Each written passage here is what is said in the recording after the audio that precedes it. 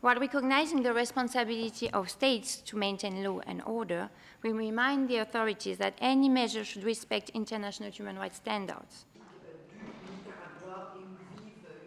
We reiterate that the right to nationality is a fundamental right protected by Article 15 of the Universal Declaration of Human Rights, which provides that no one shall be arbitrarily deprived of his or her nationality.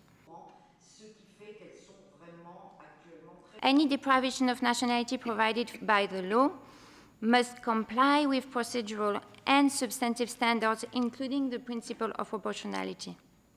We are concerned that arbitrary deprivation of nationality may also lead to statelessness, with serious consequences for the protection of the human rights of the individuals concerned. We welcome the recommendation by the Parliament that basic liberties, particularly freedom of opinion, should not be affected to maintain a balance between law enforcement and human rights protection. We reiterate our concern about the restrictions on public demonstration and other public gatherings.